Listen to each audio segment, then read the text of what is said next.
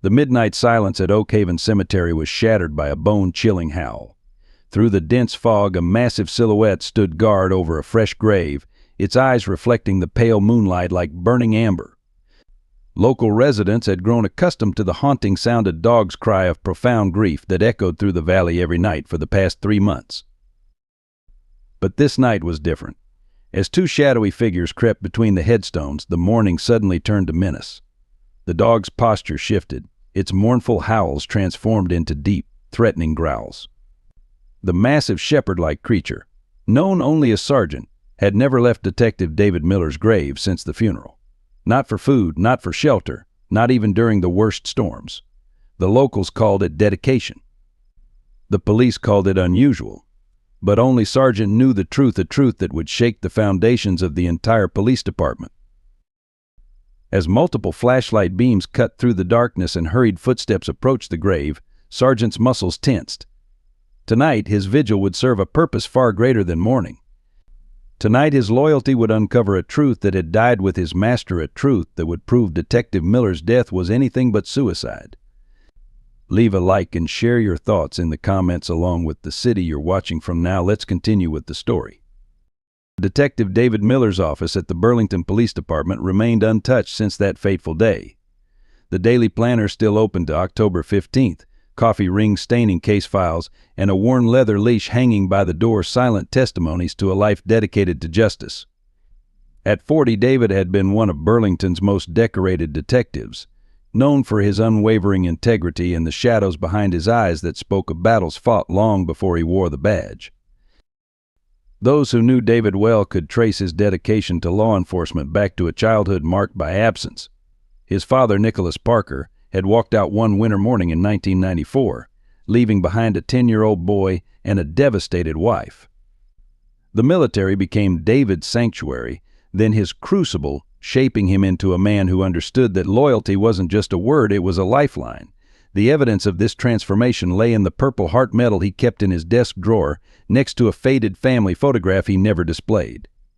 Sergeant entered David's life during a raid on a suspected drug house in 2019. While other officers found cocaine and weapons, David discovered something unexpected in the basement, a severely wounded German Shepherd mix, left for dead after what appeared to be a brutal dog-fighting operation. Despite department protocol requiring the animal be handed over to animal control, David saw something in those defiant eyes. Perhaps it was recognition of a fellow survivor, or maybe just the stubborn belief that loyalty, once earned, could overcome any darkness. The transformation of both man and dog became local legend. Sergeant, named for the military rank David had once held, proved to be more than just a rescued animal. His intelligence and unwavering devotion made him an unofficial member of the force, often seen padding silently behind David through the station halls. Together they formed a partnership built on mutual trust and unspoken understanding of past wounds. But now, as autumn leaves scatter across David's fresh grave, a figure from the past has returned to Burlington. Nicholas Parker, aged by time and regret, stands at the cemetery gates watching his son's loyal companion maintain a vigil he himself never kept. At 65, Nicholas carries the weight of 3 decades of absence, unaware that his chance at redemption will come through the very animal that refuses to leave his son's final resting place. On the surface, the Burlington Police Department's evidence room was a model of efficiency, but Detective David Miller knew better. Standing in the fluorescent-lit basement on a quiet Tuesday morning, he methodically compared inventory records while Sergeant lay watchfully at his feet. The discrepancies had started small, missing cocaine from drug busts, confiscated cash amounts that didn't match initial reports, weapons that vanished between seizure and logging. "Something's not adding up," Boy David murmured to Sergeant, running his fingers through the dog's fur. The animal's ears perked up, sensing the tension in his master's voice. David had spent months building a paper trail, carefully documenting every inconsistency. His office wall calendar marked apparently random dates in red, each corresponding to evidence discrepancies that coincided with certain officers' shift patterns. Captain James Richardson's name appeared too frequently to be coincidental. The same captain who had sponsored David's promotion to detective, who had been his mentor for 5 years. The betrayal sat like acid in David's stomach. But it was the connection to the recent surge in drug-related deaths that truly haunted him. 15 overdoses in 3 months, all from heroin cut with the same toxic cocktail that had supposedly been destroyed after a major bust. That evening, as David locked his findings in a hidden compartment behind his office desk, he noticed Sargent's unusual behavior. The dog stood rigid, growling softly at the partially open door. Moments later, footsteps echoed down the hallway, then faded. David's hand instinctively moved to his service weapon, but the corridor was empty when he checked. Only later would the security footage from that night mysteriously disappear along with the first piece of evidence that someone had discovered his investigation. David's breakthrough came during a seemingly routine patrol near Burlington's abandoned industrial district. The old Riverside factory, its windows dark and walls covered in graffiti, had always drawn complaints about teenage trespassers. But tonight, something was different. Sargent's behavior changed as they approached. The dog's posture became rigid, his training taking over as he indicated the presence of narcotics. Through his binoculars, David observed a pattern emerging. Every Thursday night, between 2 and 3 a.m., unmarked vehicles would arrive at precise intervals. The operation was methodical, professional. But what chilled him to the bone was the familiar crown-shaped emblem on one of the patrol cars that regularly passed by not to investigate but to protect. In his small apartment that night, David spread his evidence across the kitchen table. Financial records, patrol schedules, and surveillance photos formed a devastating picture. Captain Richardson wasn't just enabling drug trafficking, he was orchestrating it. The department's anti-drug operations were being used to eliminate competition, while seized drugs were being redistributed through a network of corrupt officers. "We've got them," Sergeant David whispered, his hand trembling as he dialed a number he'd hoped never to use. The secure line connected him to Agent Sarah Morrison at the FBI's Burlington field office. Their conversation was brief, but its implications were far-reaching. A meeting was arranged for the following evening at the Oakwood Diner. What David didn't know was that the diner's night cook had a brother on the force, Officer Michael Jenkins, one of Richardson's most trusted lieutenants. As David left his apartment the next morning, Sargent's unusual agitation should have been a warning. The dog pulled at his leash, trying to prevent David from getting into his car. For the first time in their partnership, David ignored his companion's instincts. It would prove to be a fatal mistake. The Oakwood Diner sat empty that evening, save for an elderly couple in a corner booth. David arrived early, positioning himself at a window seat with a clear view of both entrances. Sargent, against usual protocol, remained in the car, a decision that would later prove providential. The coffee grew cold as David waited, but Agent Morrison never arrived. His phone buzzed at 9:47 p.m. A text from an unknown number. "Check your email." The message that appeared in his inbox contained only a video attachment. The footage showed Agent Morrison being forced into a van outside her apartment, time-stamped just 2 hours earlier. Below the video, a simple message: "Walk away." David's drive home was marked by an overwhelming sense of exposure. Every passing patrol car, every street camera felt like an eye fixed upon him. He took 3 different routes, using counter-surveillance techniques from his military days before finally pulling into his apartment complex. Sargent's agitation had reached a fever pitch, his usually disciplined demeanor replaced by urgent, aggressive barking. Inside, David found his apartment apparently untouched, but Sargent's behavior told a different story. The dog moved methodically through each room, stopping at David's home office. The hidden compartment behind his desk had been opened, its contents thoroughly searched. Yet, strangely, nothing was taken. This wasn't about destroying evidence, it was a message. That night, David made 3 crucial decisions. First, he moved his most damning evidence to a new location, a safety deposit box registered under his mother's maiden name. Second, he wrote a detailed letter, sealed it in a waterproof container, and buried it in a specific location only Sargent would know to find. Finally, he made a phone call to a journalist he trusted, leaving a voicemail that would later be deleted before anyone could hear it. As midnight approached, David sat in his darkened living room, Sargent's head resting on his lap. "Whatever happens, boy," he whispered, "don't let them bury the truth." The dog's eyes, reflecting the dim street light, seemed to hold a solemn promise. Outside, a car engine started, then another. The net was closing in. The October wind whipped through the woods bordering Burlington Lake, carrying the first bite of winter. 3 police cruisers, lights off, pulled silently into the secluded parking area at 2:17 a.m.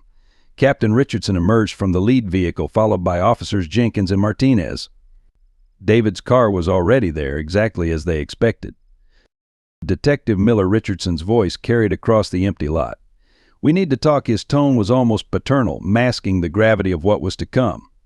David stood at the lake's edge, Sergeant unusually absent, a detail that would later prove significant. "You were always the smart one," David Richardson continued, approaching slowly. "Top of the academy, perfect arrest record, model detective. So why couldn't you just play along?" The captain's hand rested casually on his holstered weapon. "The system works because everyone gets their share. Even you could have had a piece." David turned to face his mentor, his expression illuminated by moonlight. 15 people are dead because of your system, Jim. Kids, parents, real people." His voice remained steady even as he noted Jenkins circling to his left, and Agent Morrison. Richardson's laugh was hollow. "Taking a brief vacation, she'll be found unharmed once this is settled." He stepped closer. "This can still end well, David. Sign the confession we prepared admitting to evidence tampering, drug theft, take early retirement, live a long, comfortable life somewhere warm. And let you keep killing people with contaminated drugs." David's hand moved slowly toward his jacket. "That's not going to happen." The next moments unfolded with tragic precision. David's movement toward his pocket, reaching not for a weapon but for a recorder. Jenkins' shout of gun, the muffled sound of 3 silenced shots. David's body falling backward into the cold lake waters, the recorder slipping from lifeless fingers into the depths. As Richardson supervised the staging of the scene, the planted evidence, the forged suicide note, the careful arrangement that would fool most investigators, none of them noticed the dark shape watching from the tree line. Sergeant had observed everything, following his final command to stay hidden and survive. The official report would state that Detective David Miller, despondent over accusations of corruption, took his own life. The gun found in his hand would match the bullet wounds. The suicide note would reference mounting gambling debts and professional shame. Everything would align perfectly, except for one detail: they couldn't control a loyal dog who knew the truth and who would never leave his master's final resting place until justice was served. The funeral took place on a bright autumn morning, a cruel contrast to the darkness surrounding David's death. The police department arranged an honor guard, their polished buttons and rehearsed movements creating an illusion of brotherhood that rang hollow. Captain Richardson delivered the eulogy, his words of praise and loss falling like acid rain on the gathered mourners. Throughout the service, Sergeant remained unnaturally still beside David's elderly mother, Sarah Miller. His disciplined bearing cracked only once when Richardson approached the casket to place a folded flag. A low growl emerged from the dog's throat, causing several officers to shift uncomfortably. Sarah's trembling hand on his fur quieted him, but the message was clear. As the crowd dispersed, Sergeant took up his position beside the fresh grave. The first night, the groundskeeper tried to remove him, assuming he'd leave once hungry. By morning, the food left near the cemetery gate remained untouched. Sergeant's vigil had begun. Days turned to weeks. The dog's presence became a fixture at Oak Haven Cemetery, drawing attention from local media. "Faithful dog refuses to leave officer's grave," read the Burlington Herald's headline, accompanied by a photo that captured both devotion and accusation in Sergeant's steady gaze. The story spread, making Richardson increasingly uneasy. Sarah visited daily, bringing food and water that Sergeant would only touch when she was present. Their shared grief formed a silent bond. She noticed how the dog's behavior changed when certain officers visited the grave, particularly his rigid alertness whenever Richardson or Jenkins paid their respects. "He knows something, doesn't he?" she whispered one evening, her arthritis-twisted hands gentle on Sergeant's head. The dog's eyes, fixed on David's headstone, held mystery she couldn't decipher, but her son had taught her to trust Sergeant's instincts. She began keeping a diary of every visitor, every reaction, building a record that would later prove crucial. The cemetery became a stage where grief and guilt played out their daily drama.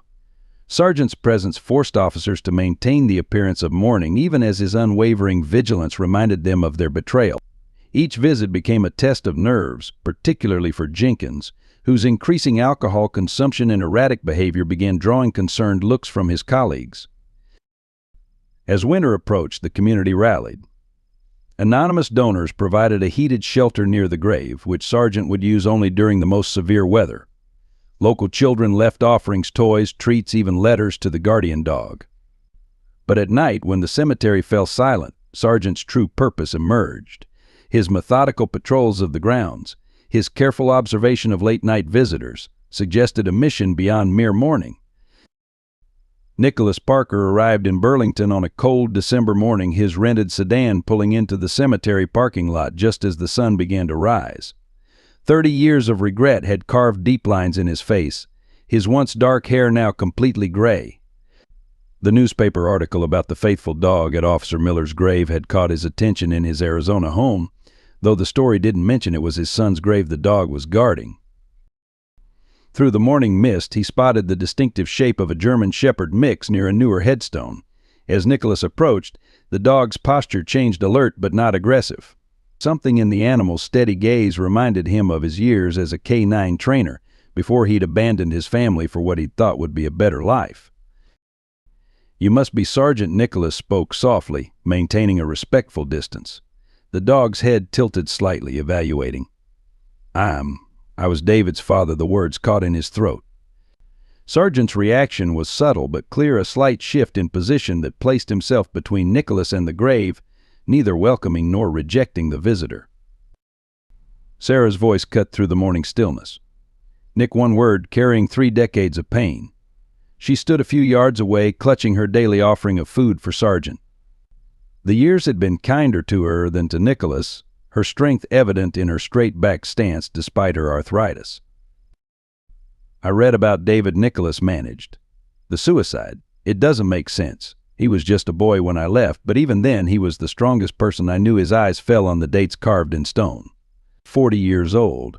I missed his whole life. Sarah's bitter laugh held no humor. "Now you want to play detective. Where were you when he graduated? When he came back from war with nightmares? When he earned his detective's badge?" Each question struck like a physical blow. "Did you know he kept every letter you never wrote?" As they spoke, Sargent's attention shifted to the cemetery entrance, where a police cruiser pulled in slowly. Officer Jenkins sat behind the wheel, watching. The dog's low growl drew both parents' attention. Sarah's expression hardened as she recognized the officer.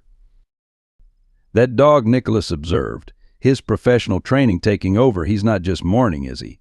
This is something else." He noticed how Sargent positioned himself to keep both the grave and Jenkins's car in his sideline. "I've trained hundreds of K-9s. This is protective behavior. He's guarding something more than a memory." Sarah hesitated, then made a decision. "Come with me," she said quietly. "There are things you need to see." Things David discovered before she glanced at Jenkins's car, now pulling away. But not here. Too many eyes.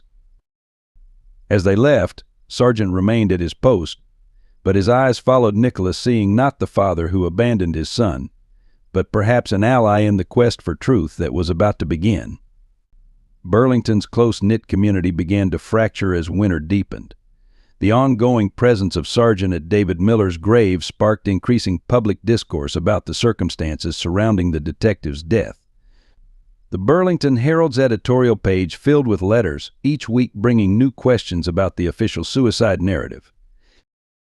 Margaret Wilson, owner of the Main Street bakery where David bought his morning coffee for years, spoke out first. "Detective Miller was in here the day before he died," she told anyone who would listen. "He was planning his mother's birthday party for next month, even bought a gift certificate. Does that sound like a man planning to end his life?" Her words carried weight in a town where everyone knew everyone else. The local clergy joined the conversation. Reverend Thomas Anderson, who had counseled David through his post-war struggles, broke his usual confidentiality to address his congregation. "I have guided many souls through dark times," he declared from his pulpit. David Miller had demons, yes, but he had learned to face them. He had found purpose. More importantly, he had found peace. The police department's response only heightened suspicions. Captain Richardson's memo to all officers, strictly forbidding them from discussing Miller's case with the public, leaked to social media. His explanation protecting the dignity of a fallen officer rang hollow when contrasted with Sargent's unwavering vigil. Town council meetings became battlegrounds, the younger generation, led by David's former high school students from his volunteer work, demanded an independent investigation. The old guard, mindful of Burlington's reputation and property values, urged letting sleeping dogs lie, an unfortunate choice of words that only strengthened the opposition. The turning point came when Sarah Miller, supported by Nicholas Parker, attended a council meeting. She didn't speak, but Sargent's presence beside her spoke volumes. The dog's disciplined bearing, his alert but calm demeanor, contradicted the department's subtle suggestions that David had been unstable. A police dog trainer of Nicholas's experience publicly questioning the suicide verdict added professional weight to growing doubts. Yet among these public displays, quieter changes revealed deeper currents. Officer Jenkins's wife moved out, citing his increasing paranoia. 2 junior officers requested transfers. The evidence room underwent a sudden modernization. With many old case files declared unsalvageable due to water damage, small details noticed by a community that had learned to pay attention. Burlington Lake held secrets beneath its winter-darkened surface. Nicholas Parker had taken to fishing there, partly to clear his mind, but mostly because it was the last place his son was seen alive. On this particular afternoon, the January sky hung low and gray as he cast his line near the spot where David's body had been found. The lakeside was deserted except for an elderly man setting up his gear several yards away. Nicholas recognized him from the latest town council meeting. Walter Thompson, a retired school teacher who had spoken passionately about David's work with troubled youth. They exchanged the brief nods common among fishermen, settling into the comfortable silence of their shared pursuit. An hour passed before Walter's voice broke the stillness. "Strange thing," he said, carefully reeling in his line. "I fish here most nights, was here that night too, matter of fact. The night your boy died." Nicholas's hand stilled on his rod. "Funny thing about suicide," Walter continued, his voice carrying across the cold air. "Most folks don't need 3 shots to do it." Before Nicholas could respond, a patrol car pulled into the lot behind them. Officer Jenkins stepped out, followed by Officer Martinez. Their approach seemed casual, but Nicholas noted their hands resting near their weapons. Walter, however, continued as if he hadn't noticed them. "Heard 3 shots, clear as day, then splashing, then car doors. But when I called it in, well, dispatch had no record of my call." The old man packed his gear with deliberate slowness. "Course my memory ain't what it used to be. Getting old does that to you." Jenkins's voice cut through the heavy air. "Afternoon, gentlemen. Doing some winter fishing." His tone was friendly, but his eyes were hard. "Mr. Parker, didn't expect to see you out here. Bit cold for someone used to Arizona weather."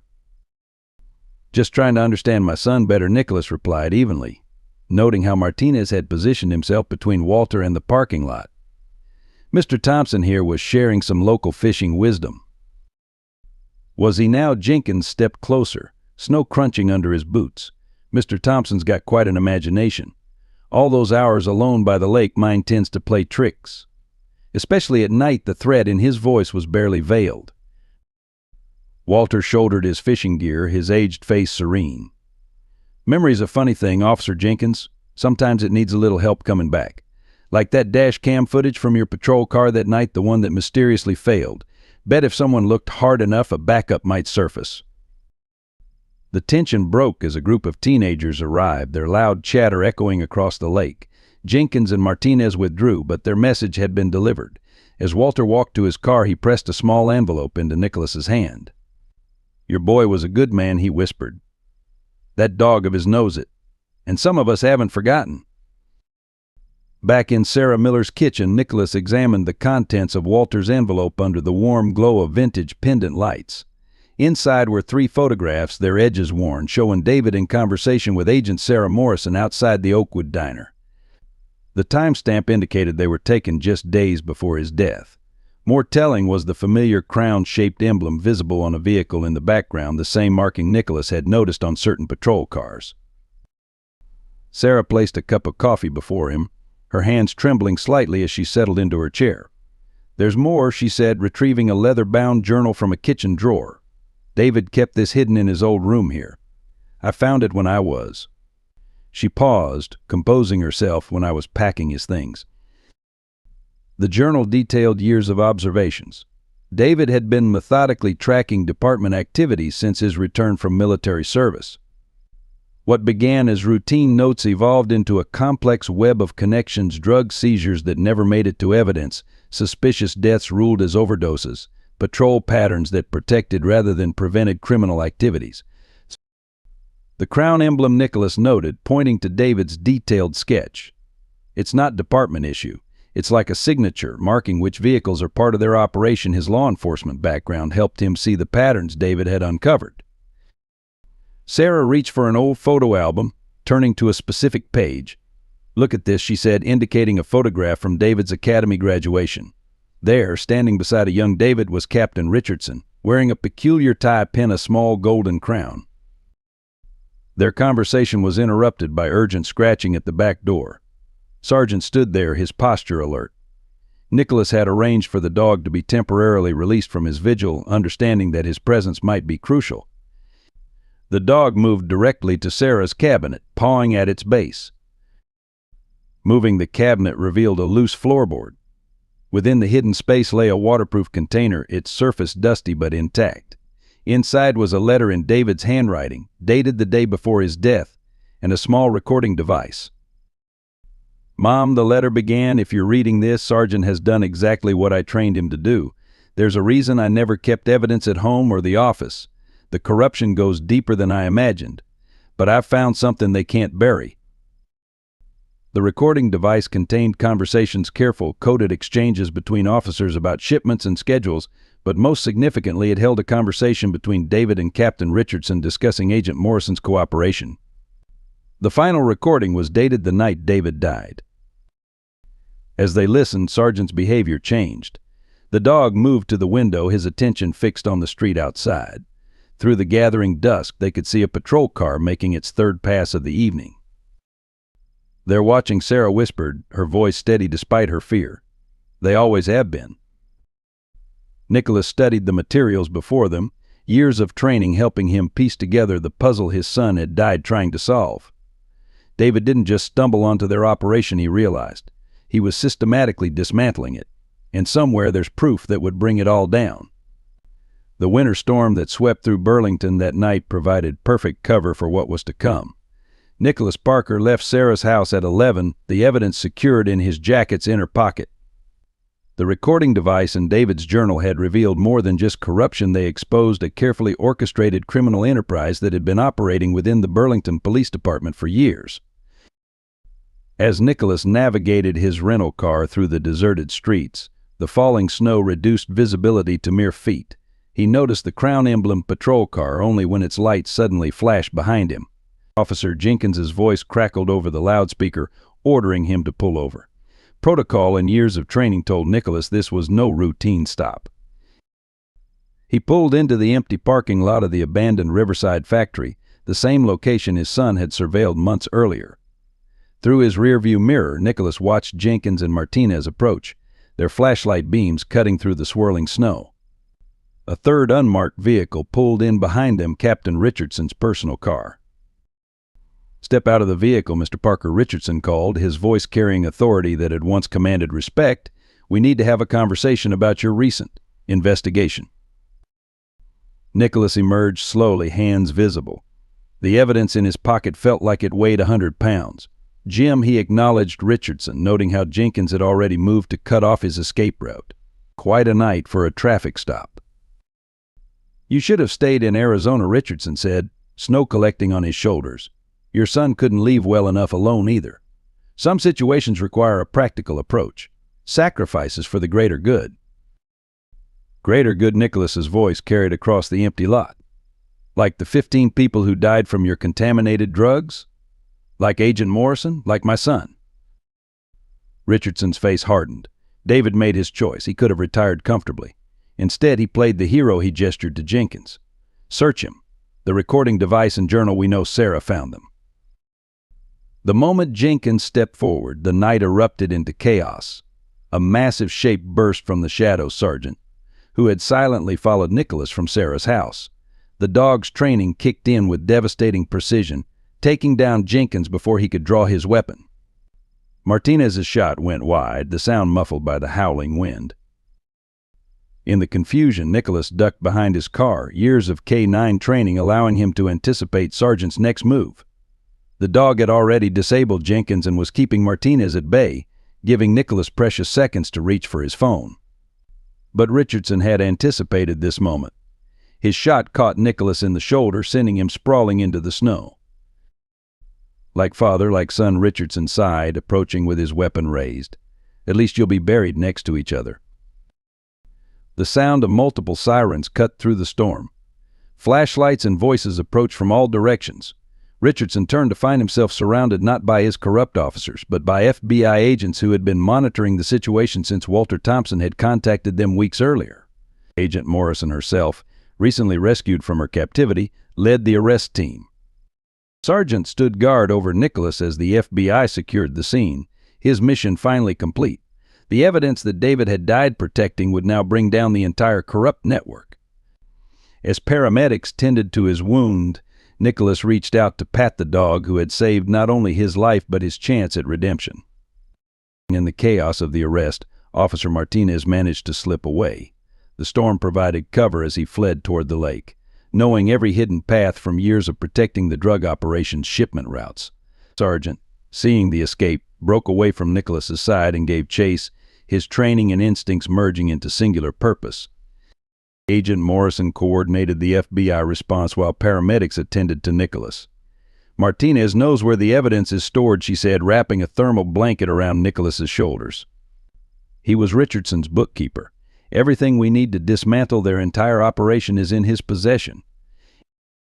Through the whiteout conditions, Martinez made his way to the lakeside boathouse, the operation's primary documentation storage site.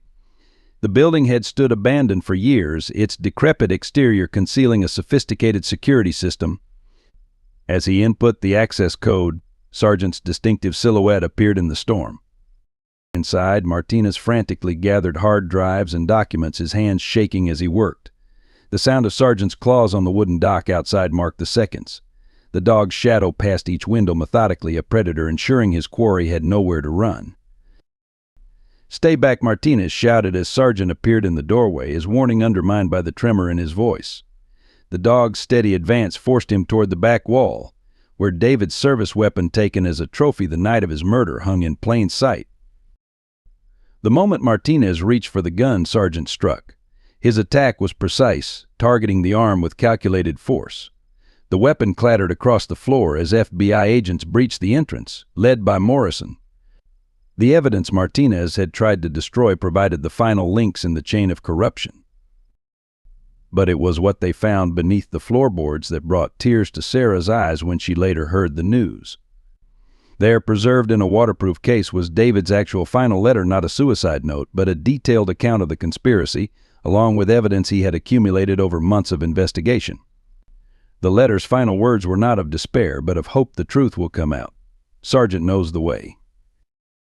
Nicholas, his shoulder bandaged, stood with Agent Morrison as they cataloged the evidence.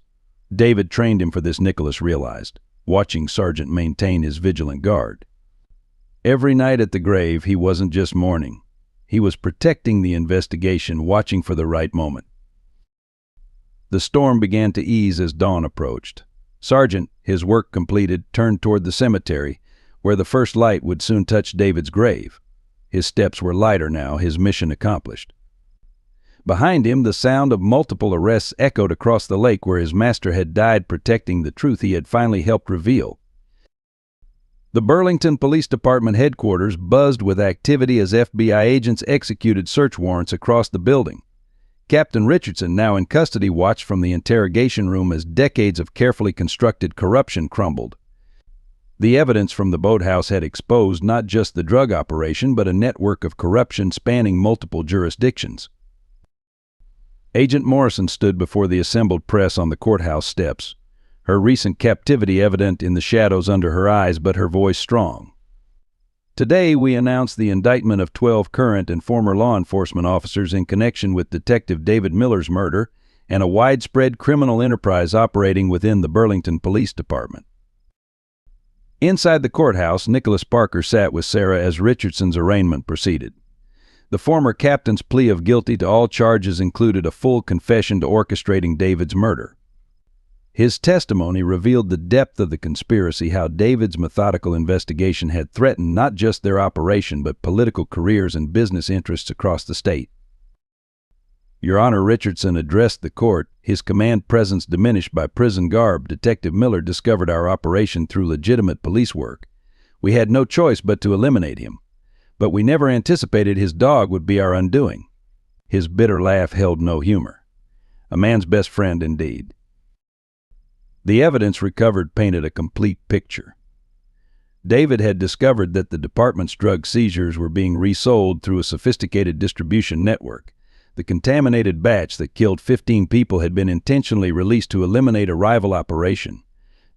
David's investigation had nearly exposed everything, leading to the desperate decision to silence him. As the proceedings concluded, Sarah approached Richardson. "My son died protecting this community from people like you," she said, her voice steady. "But even in death, he found a way to bring you to justice." Nicholas stood beside her, his presence supporting the strength she found to face her son's killer. Outside, the media captured a powerful image. Sargent, finally relieved of his graveside vigil, sitting proudly between Sarah and Nicholas as they left the courthouse. The dog's mission, carefully planned by David in his final days, had reached its conclusion. The truth he died protecting had finally come to light. The evening news would show another powerful scene. At David's grave, now adorned with fresh flowers and a new inscription recognizing his sacrifice in the line of duty, Sargent lay peaceful for the first time since the funeral. The burden of his secret mission lifted. He could now truly mourn and remember his partner. In Sarah Miller's living room, a box of old photographs lay open on the coffee table. Nicholas Parker sat beside his former wife, each weathered image bridging the 30-year void between them. Sargent rested at their feet, his presence a silent comfort as they confronted their shared past. "I found these while going through David's things," Sarah said, holding up a stack of unopened envelopes. Each bore Nicholas's return address, dated over the years, never sent. He kept writing them, especially after difficult cases. Letters to the father he thought had forgotten him. Nicholas's hands trembled as he opened the first letter. David's clear handwriting filled pages with updates about his life graduating from the academy, his first major case, the night he found Sargent. The last letter, dated just weeks before his death, revealed something that brought tears to both parents' eyes. "I'm going to be a father," David had written. "Rebecca's only 8 weeks along. We were waiting to tell everyone until after Mom's birthday. I keep thinking about my own father, wondering if being a dad will help me understand why he left. But I know one thing: I'll never walk away from my child." Sarah withdrew a small ultrasound image from her wallet. "Rebecca shared this with me after the funeral. She's moved back to her parents' home in Michigan. It's a boy," her voice caught. "She's naming him David." The revelation hit Nicholas like a physical blow. Not only had he lost his son, but he had also lost the chance to make amends as a grandfather. "I left because I thought I was protecting you both," he confessed, decades of guilt spilling out. "That last case I worked on, before I disappeared, I discovered corruption in my K-9 unit. When they threatened my family, I ran instead of fighting. I spent 30 years regretting that choice." Sargent lifted his head, his attention drawn to David's framed detective badge on the mantel. The parallel was clear. Father and son had both uncovered corruption, but where Nicholas had fled, David had stood his ground. "He was braver than I ever was," Nicholas acknowledged. "He faced the same choice I did, but he chose to protect others instead of running. And he trained Sargent to finish what he started, even if it cost him his life." Sarah reached for Nicholas's hand, the first gesture of forgiveness in 3 decades. "David learned from your mistake," she said softly. "He understood that running from evil only lets it grow stronger. That's why he stayed, why he fought. And that's why we need to be here for his child, to make sure his courage isn't forgotten." As evening settled over Burlington, grandfather-to-be and grandmother-to-be sat together, planning for a future that would honor their son's sacrifice. Sargent watched over them, his loyalty now extending to the entire family, including the unborn child who would carry David's name and legacy. The formal inquest into Detective David Miller's death convened in Burlington's historic courthouse. Agent Morrison presented the FBI's findings to a packed gallery, where citizens and press gathered to hear the full truth about their fallen officer. Detective Miller's investigation began in June when he noticed discrepancies in the department's evidence logging system Morrison detailed. Over 6 months, he meticulously documented the systematic theft and resale of confiscated narcotics. The operation generated millions in illegal profits annually, with proceeds laundered through various local businesses. The testimony revealed the events of David's final day with clinical precision. Security footage recovered from nearby buildings showed 3 police vehicles converging on his location. Cell phone records placed Richardson, Jenkins, and Martinez at the scene. Ballistics confirmed 3 different service weapons were fired. Walter Thompson, the elderly fisherman, provided crucial testimony. I heard Detective Miller's voice clearly that night, he recounted. He was trying to reason with them, offering them a chance to come clean. Then I heard Captain Richardson say, "It's too late for deals, David." That's when the shots came. The medical examiner's revised report painted a stark picture. The initial autopsy was deliberately misleading, Dr. Eleanor Hughes testified. Detective Miller sustained 3 gunshot wounds, none consistent with self-infliction. The angle and trajectory of the bullets indicate he was shot by multiple assailants from different positions. Most damning was the evidence David himself had gathered. His recovered journal detailed the corruption's full scope: judges who dismissed cases for bribes, businesses that laundered money, officers who planted evidence on innocent citizens. The systematic abuse of power stretched back 15 years. Sarah and Nicholas sat together through the testimony, their shared grief giving way to pride as David's true legacy emerged. He hadn't died in shame as the department had claimed, but in an act of supreme courage, protecting his community until the end. Captain Richardson's detailed confession, given in exchange for avoiding the death penalty, revealed the department's desperate attempts to contain the scandal. Miller was too thorough, he admitted. Each time we thought we had contained the investigation, another piece of evidence would surface. It was like he had backup plans for his backup plans. The revelation that David had anticipated his murder and trained Sargent to protect the evidence stunned the court. The dog's unwavering vigil at the grave had been more than grief. It was the final phase of a carefully orchestrated plan to ensure justice would prevail. The FBI's comprehensive audit of the Burlington Police Department revealed systemic corruption that extended far beyond drug trafficking. State and federal investigators occupied the department headquarters for weeks, methodically uncovering a criminal enterprise that had operated with impunity for over a decade. Special Agent Morrison addressed a specially convened city council meeting detailing the extent of the corruption. The operation touched every aspect of law enforcement in Burlington, she explained. From manipulated evidence logs to coordinated perjury, from selective enforcement to strategic intimidation of witnesses. The scope is unprecedented in a department of this size. The financial investigation proved particularly damning. Forensic accountants traced millions in illegal proceeds through a network of local businesses. The Crown Diner, long favored by officers for free meals, emerged as a primary money laundering hub. Its owner, a cousin of Captain Richardson, had processed over $4 million in drug profits through fabricated catering contracts with the department. Internal affairs records, previously sealed, revealed a pattern of silenced whistleblowers. 3 officers who had raised concerns about departmental practices had been systematically discredited through planted evidence and manufactured misconduct charges. Their cases would now be reopened, their reputations restored. The human cost became clear as victims of the corruption came forward. Families torn apart by false arrests, businesses extorted for protection money, witnesses intimidated into silence. Each story added to the weight of David Miller's sacrifice. His investigation had not just exposed crimes, it had revealed the systematic erosion of justice itself. The most shocking revelation came from the department's psychological profiler, Dr. Rachel Adams. Detective Miller approached me 6 months before his death, she testified. He shared concerns about Captain Richardson's increasingly erratic behavior and the department's hostile response to internal questions. He knew he was likely to be killed and wanted to ensure there would be a professional record of his mental state, direct evidence against any suicide narrative. As the investigation concluded, 37 current and former officers faced criminal charges. 8 local business owners were indicted for money laundering. 3 judges resigned ahead of impeachment proceedings. The corruption's collapse triggered similar investigations in neighboring jurisdictions, suggesting a regional network of criminal activity.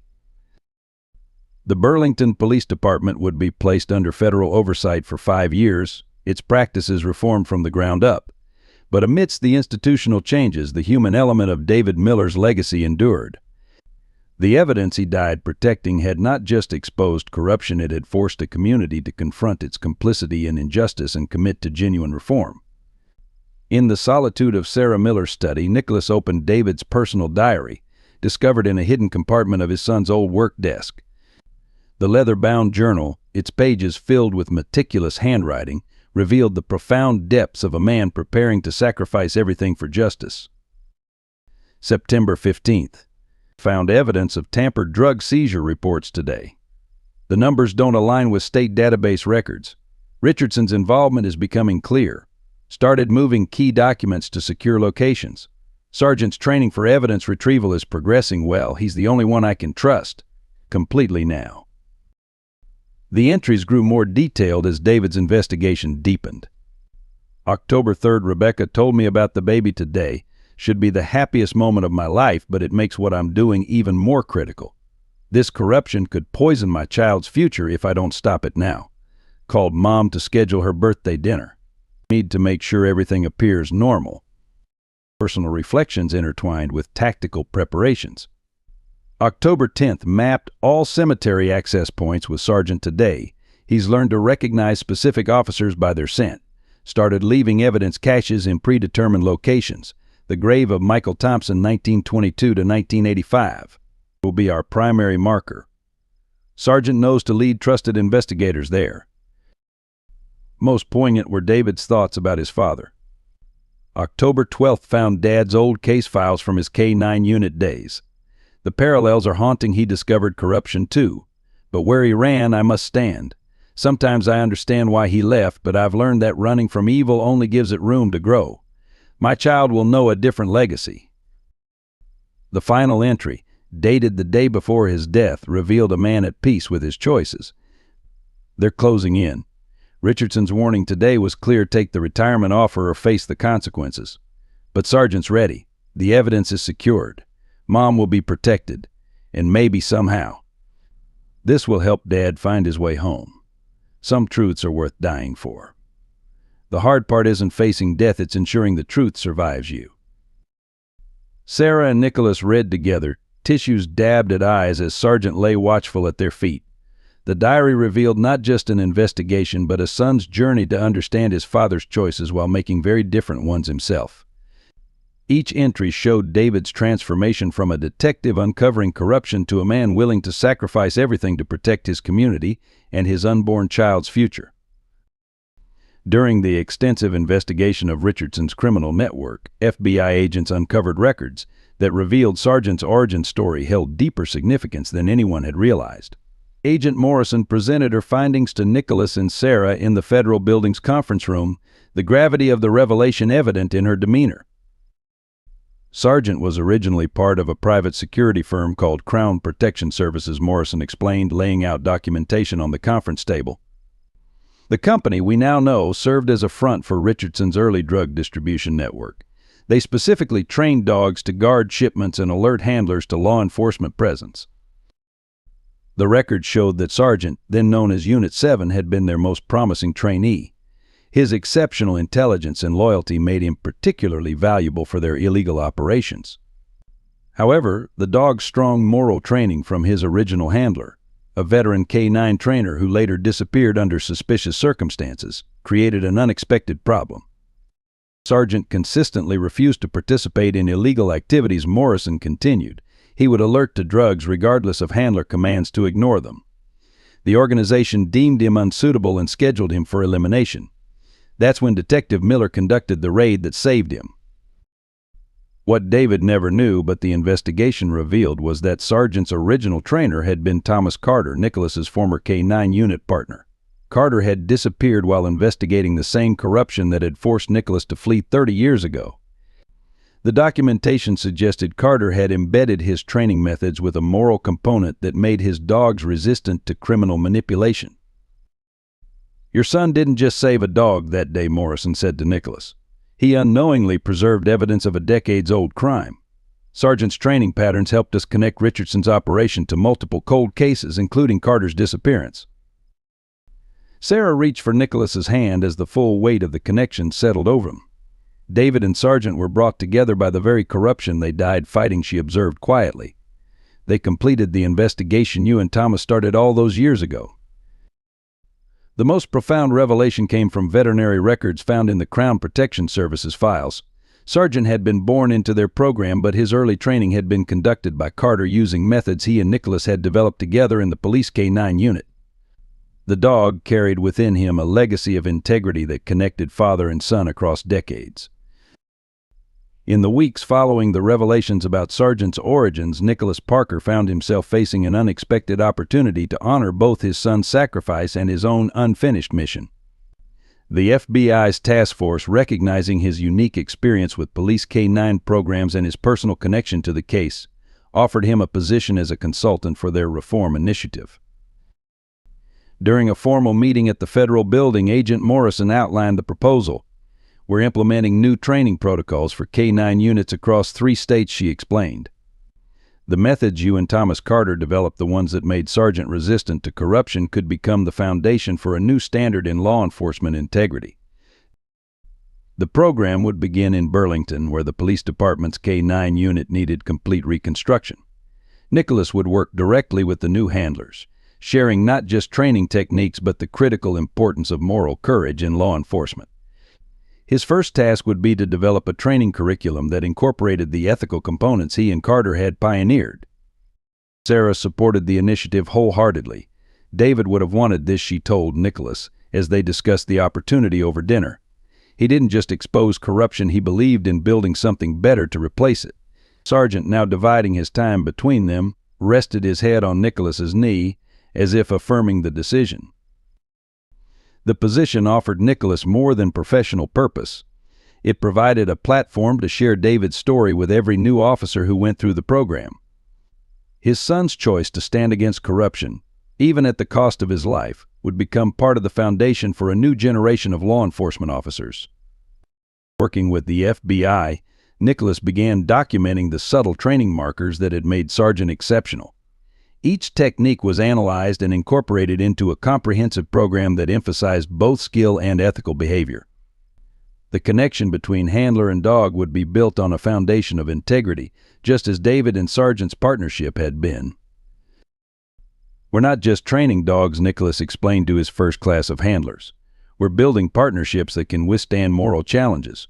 My son and his dog showed us that the strongest bond between handler and K-9 is built on shared values, not just shared commands." As the program took shape, Nicholas found himself finally able to fulfill the promise he had abandoned 30 years ago. The corruption that had forced him to flee was being systematically dismantled, replaced by the very principles he and Carter had tried to protect. Through this work, he could at last be the father his son had needed him to be, not in life but in legacy. The sentencing hearing for Captain James Richardson and his co-conspirators took place on a bright spring morning. The historic Burlington courthouse, its chambers filled beyond capacity, bore witness to the final act of a tragedy that had shaken the community to its core. Judge Elizabeth Montgomery, specially appointed to prevent any conflict of interest, addressed the crowded courtroom. The crimes before this court represent not just a breach of law, but a fundamental betrayal of public trust. When those sworn to protect instead become predators, the very foundation of civil society is threatened. Richardson, no longer wearing his captain's uniform but standard prison attire, stood as his sentence was read. 25 years without possibility of parole for the murder of Detective David Miller. Additional consecutive sentences for drug trafficking, corruption, and conspiracy brought his total sentence to life imprisonment. Officers Jenkins and Martinez received similar sentences, while the network of corrupt officials and business owners faced terms ranging from 10 to 30 years. The judge's voice carried particular weight as she addressed restitution. No monetary amount can compensate for Detective Miller's life or the damage done to this community. Therefore, in addition to financial penalties, I am ordering the creation of the David Miller Integrity and Law Enforcement Fund. All seized assets from this case will support police reform and anti-corruption training programs. Sarah Miller, supported by Nicholas Parker, delivered a victim impact statement that moved many to tears. My son believed that standing for truth was worth any price. Today, that price has been counted, measured, and justice has been served. But the true measure of justice will be in how we honor his sacrifice through our actions moving forward. The courthouse steps became a gathering place for the community after the sentencing. Citizens who had suffered under the corrupt regime shared their stories. Former officers who had been forced out for questioning department practices were publicly vindicated. Agent Morrison announced that several cold cases, including the disappearance of Thomas Carter, would be reopened based on new evidence. Sergeant's presence at the proceedings drew particular attention. The dog sat alertly between Sarah and Nicholas, his bearing both protective and proud. Local media captured the moment when Judge Montgomery left the bench to personally acknowledge him, noting in her closing remarks that sometimes the most powerful guardians of justice walk on four legs. The autumn morning brought a profound change to the Miller-Parker household. Rebecca, David's widow, arrived from Michigan with 6-month-old David Jr., marking her first return to Burlington since the funeral. Sergeant, who had divided his time between Sarah and Nicholas's homes, displayed an immediate gentleness with the infant that moved everyone to tears. David always said Sergeant could read people's hearts, Rebecca commented, watching the dog position himself protectively near the baby's carrier. The gathering in Sarah's living room carried both the weight of loss and the promise of renewal.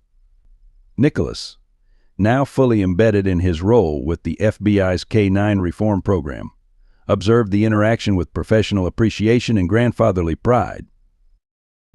Sarah brought out a carefully preserved box of David's belongings, selected specifically for this moment.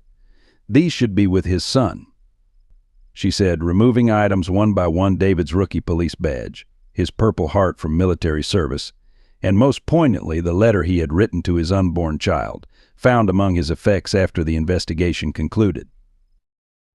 The letter, read aloud by Nicholas at Rebecca's request, revealed David's hopes for his child's future. I may not be there to guide you, but know that every choice I made was to ensure you would grow up in a world where integrity matters more than convenience.